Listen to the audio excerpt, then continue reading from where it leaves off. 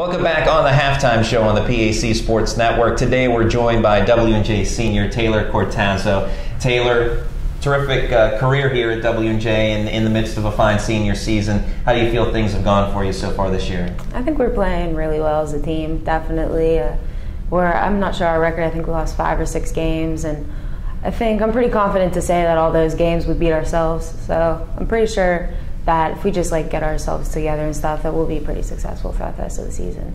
And as a senior, you and Danny Medovich, the only 2 seniors on this year's team, how do you two help share the duties as senior leaders? Yeah, we feel like we both feed off of each other, so if she's more vocal, then I'm going to be more just let her kind of take over, but then if I'm more vocal, she just kind of backs me up. But we feel like that we can put the team on our back and be that spark and that leadership that everybody looks to, so it's kind of cool being just us two, because we've been friends since we were sophomores, so it's pretty cool. And even last year as a junior, I understand you really took on a lot of the leadership role. How did you do that? How were you able to accomplish that last year? What did you learn from last year that you bring into your senior season? Yeah, Coach always told me that I am the spark. The team is going to go through me, so it's kind of I put that responsibility on my back to, if I'm not putting the ball in the hoop, then I got to put it in on defense. If I'm not doing this, then I got to do that. I have to find ways to provide that spark, and I like that feeling because it makes me push myself, because I always want to make that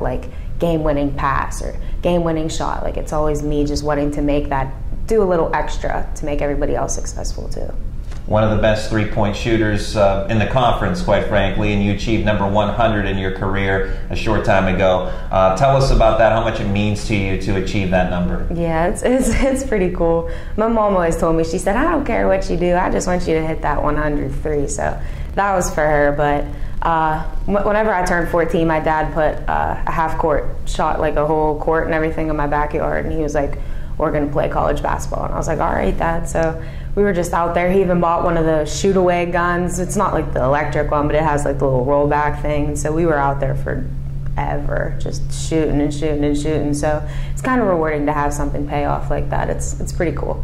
And as far as your hard work in the off season, I understand this year you continue to work on your game with your family. Yeah. And tell us about that and what areas of your game that you were trying to strive to improve in. Yeah, it was my dad owns that First Step Quickness training facility in Level Green, and so we kind of worked on power, lateral movement, quickness, all stuff like that, because I was always doing that growing up. So I always just tried to improve on that, because I knew that that's what I was good at. I knew that I was good at my first step. I knew that I was going to beat the girl. I just always had that motivation, drive in my head.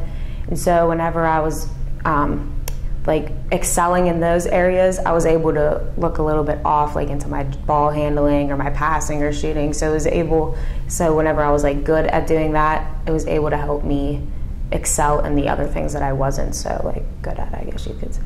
Now that's some of the areas where you individually were working on your game. Talking with Coach DeRubo early in the season, she said that she worked with the team in trying to improve defensively. This W&J team piles up points like a pinball machine, can do pretty well from that aspect. How has the team, from a player perspective, how has the team worked to try and improve defensively? Yeah, we do. We work a lot on defense, and we have to really focus on defense with talking, and we always say in practice, hey, whenever we talk, it's so much easier. Yeah, it is going to be easier. We have to just keep putting pressure. We can't keep getting beat off the drive, and that's just, we can't have these girls helping, because then they have the kick out, and then that's another. So we have little weak spots in our defense that we're definitely trying to improve as a team, which once we do that, we're going to be a pretty tough team to beat.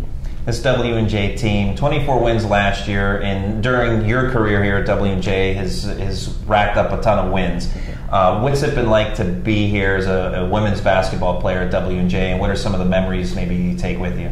Yeah, it's pretty cool. It's just going from high school and everyone's like, you're not going to be able to play basketball, you're too little and this. And then Coach DeRubo just brought me in, and she put pressure on me right from the beginning. She put all the trust in me, and that's definitely helped me excel. And definitely playing down at Thomas More, playing against Sydney Moss, that's always cool, playing against these big time girls, and just winning, honestly, just having these big time games, competing in the ECACs, just all these different things that not everybody gets to do. And so it's kind of cool that I get to be a part of such a winning tradition here and meeting all my teammates and stuff. It's pretty cool.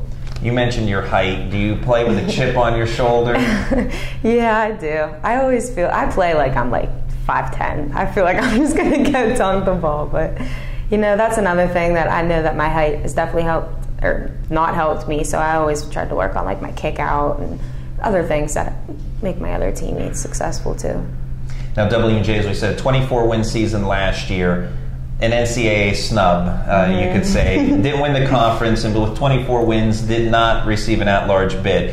How motivated is this year's W&J team to try and reach the NCAA tournament and or win the PAC title? Yeah, we were definitely pretty angry about that. We thought we were not too many teams had a better record than us in the like all of Division III.